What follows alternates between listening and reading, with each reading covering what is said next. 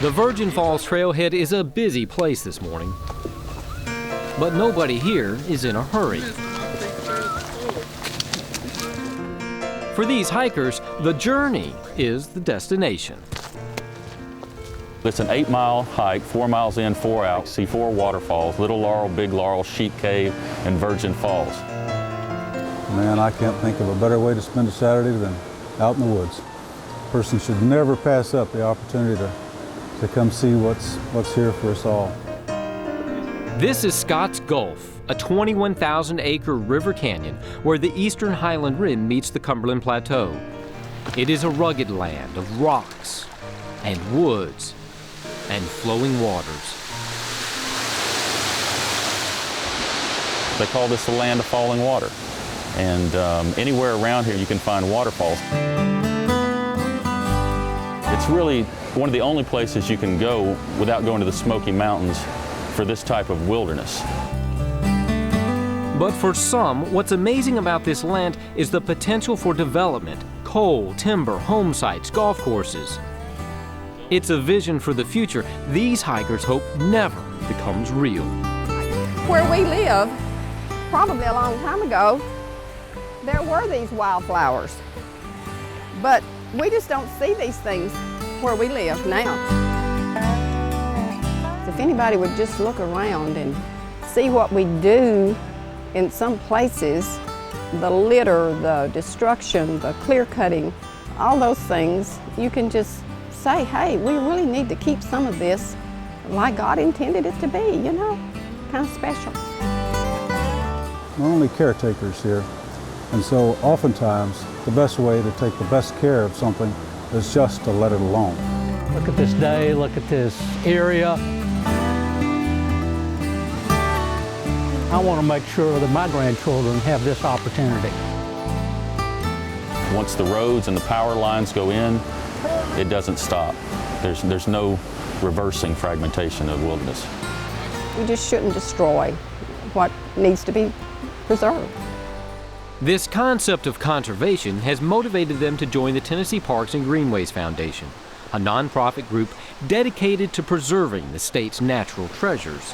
The foundation is an effort to take what's here for all of us, Tennessee's great natural and historical legacy, and pass it through our generation to the generations that follow us. Places like Scots Gulf. Today's hike is through the Virgin Falls State Natural Area, 1,100 acres of protected land that adjoins the Bridgestone-Firestone Centennial Wilderness, nearly 10,000 acres that is also protected. But much of the land is still at risk. There are still areas that are not protected. We're actively working to acquire those, and so that we can maintain this as a wilderness. What we want to avoid is fragmentation, to where someone could come in and put in a home and really degrade the wilderness feel of the area. So far, the foundation has helped purchase nearly 3,000 acres of now publicly owned land in Scots Gulf.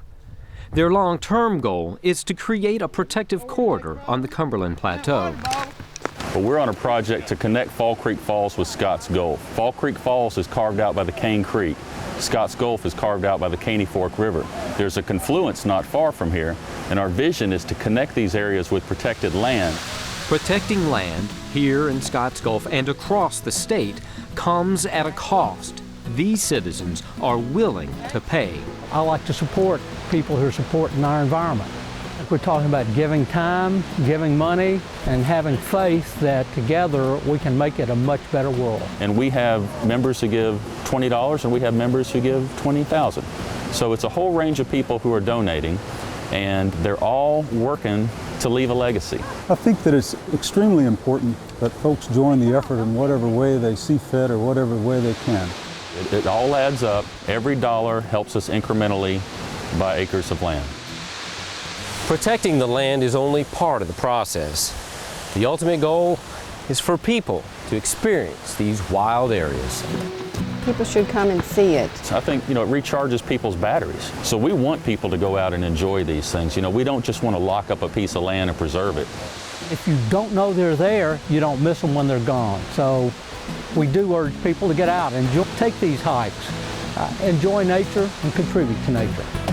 We've all got this wonderful opportunity, Maybe we don't take advantage of it each and every day, but it's always here for us.